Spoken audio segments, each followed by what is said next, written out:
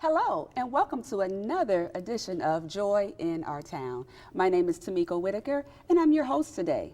Ephesians tells us specifically how to be the wife, how to be the husband, how we are to live as children, and how we are to live as parents. So family is so important to God. We're going to talk today with two awesome men about family and how family really impacts our society. These young men are James Miller and Kurt Moore, and they're both from Emmanuel Missionary Baptist Church. Thank you for joining us. Thank you for having us. Ma'am. Well, please give your pastor a great appreciation for allowing you all to come and be with us today. Yes, definitely. So we're going to talk about family and what Emmanuel is doing concerning that. But before we get into exactly what you're doing, let's talk about some of the issues, some of the concerns, some of the challenges of what we're seeing in today's society, specifically in your area concerning family. Some of the pertinent issues are unemployment, underemployment, addictions, crime, single-family households, just to name a few, the lack of job opportunities within the 46218 zip code. Yeah, I think definitely some of the not having a father in the household, not having a man in the household, period.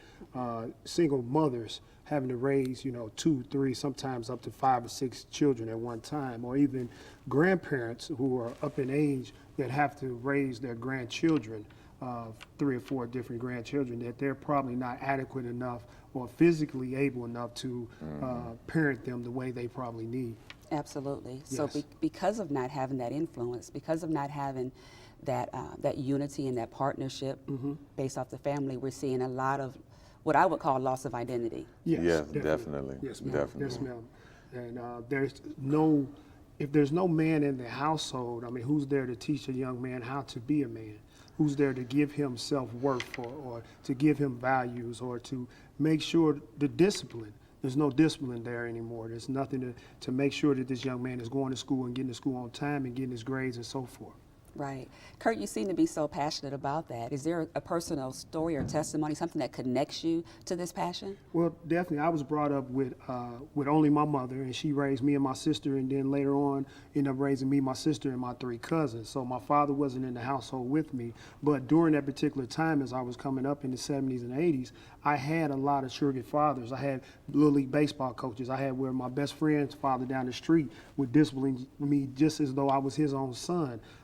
With this, I made a lot of different good choices in coming out of high school and going on to college to play college basketball. But after that, I made a lot of bad choices. I ended up selling drugs and serving 13 years in prison. But coming home from prison, this is where the boot camp came in place, and the boot camp was able to grab me and direct me back to what it means to be a man and put me in positions to where now I can share not only my testimonies, but my time and go into the schools and all in high school and create a mentor program where I can walk alongside some of these young kids that don't have a father in the house, where I can teach them the importance of saying yes, sir, no, sir, yes, ma'am, no, ma'am, shaking a man's hand with a firm handshake, looking a man in his eye when you speak to him, and giving them just the small values or the small morals in order to make their life a lot easier as they grow.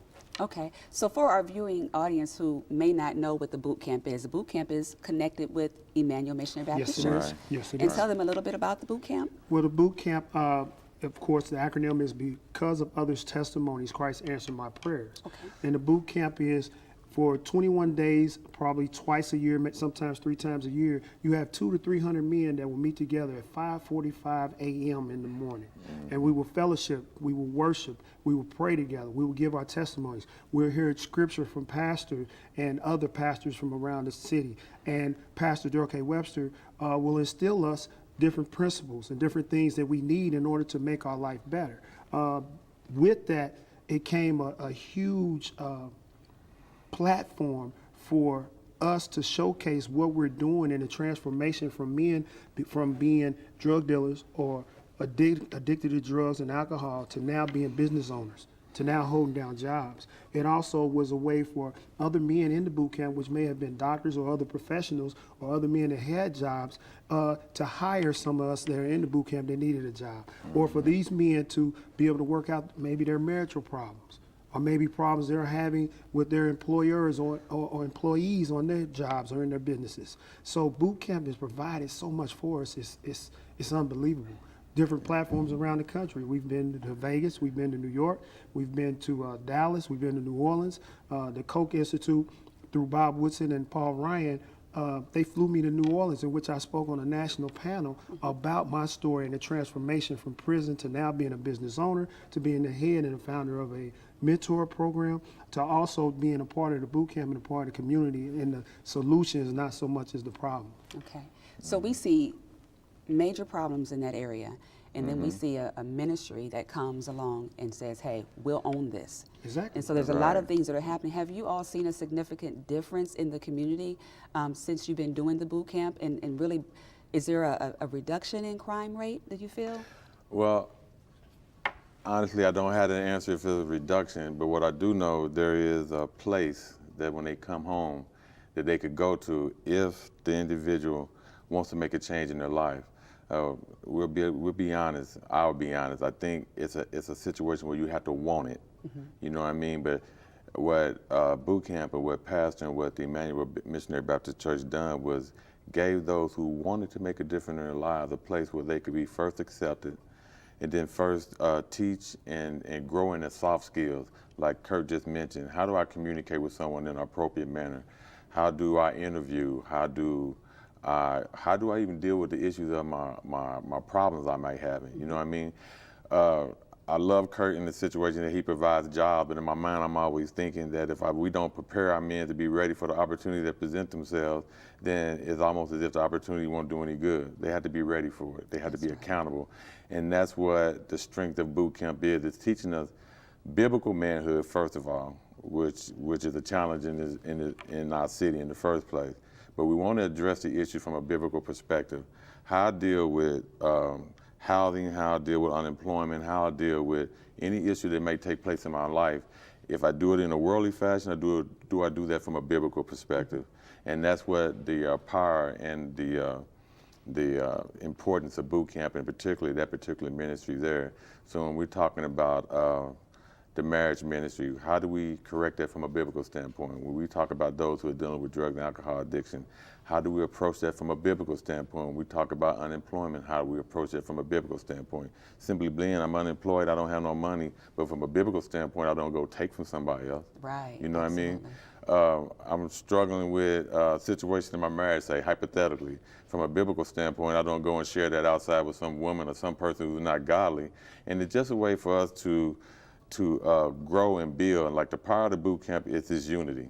Okay. You know, a lot of times we'll be in situations where we just need a place where we can just talk about what's going on in our lives, and it helps us feel better. So let's just shift just a little bit, because Okay. boot camp, and I totally understand, because men, their position is very, very important. Now let's shift just a little bit to talk about some other things that Emmanuel's doing concerning the family as a whole, such as the D-Free. Okay, D-Free was sent. One of the biblical passages, I can't remember where it's at, talked about how we're enslaved to our debt. What D-Free is helping us do is to look at our income to debt ratio.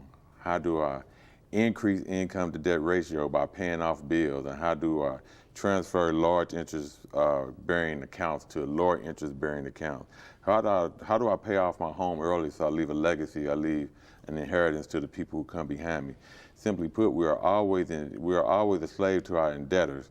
So if we become free financially, then we are better able to have choices, better able to enjoy some of the greater freedoms of life, even to the point of giving back. What I love about some of the members that are professionals, they're to the point now that they give back financially. You know, And that's a great point, because through my business and starting a small business, coming home from prison, I created a lot of debt. I ended up falling victim to a lot of predatory lenders. But through D-Free and Pastor Webster's, his relationships that boot camp has created around the country, they were able to provide a small cap loan for my business so that I can get out of debt. So now that I can provide more jobs for more men in the community, which in turn, it affects what you just said earlier. Do we see a lowering of the crime rate, or do we see a lowering of the unemployment rate? And I think that we do, even though we may not be in particular able to measure that or that measurable outcome. But I'm sure if you erase us from that community, it's a lot of young men. I've hired over 200 or 300 young men and women from that community. And it's all based on the platform of boot camp, of going through D-Free, of learning and knowing how to handle my finances as a business owner and so forth. And then I'd add too, although it's in the 46218 zip code, there's many members that attend boot camp are not from that zip code. Okay. They take it back to the suburb, they take it back to the city in which they came. And I think that's why it's branched out to other people around are trying to hear or know more about this grassroots program that seems to be making a difference. Okay, and what about the Christmas group? Okay, the Christmas group is an addiction group. It was named after a man named Herman Christmas that don't particularly have anything to do with the holiday. Okay. Most people make that assumption, but it's about men and women who are in what I would call the maintenance, anywhere from pre-contemplation to the maintenance phase of addiction. So the longer, more permanent members can come along and help the new ones to come in. They help bridge that gap between, okay, I want to do this, but how I do this? And more importantly, how I do this from a biblical perspective. You know, a lot of our members are in other groups, but this group focuses on how does the Word of God help us transform our lives. The SOAP group, the sister ministry, is the acronym for that is a significant other of addicted persons. Oftentimes what's left out or left unsaid is the family member that deals with the member that's struggling with a drug or alcohol addiction. They need support. How do we help them? How do we help them to be supported without being an enabler? Wow. You guys are doing, and then there's so much more. I wish we had more time, but there's so much more that you all are doing in the community. And I know, as you said, you may not be able to judge as far as if the crime rate has gone down, but if you all leave that community, there would be a major difference. And so thank you all for doing what you're doing. Thank you for being the hands and feet of Christ. And thank you for tuning in and sharing your time with us today.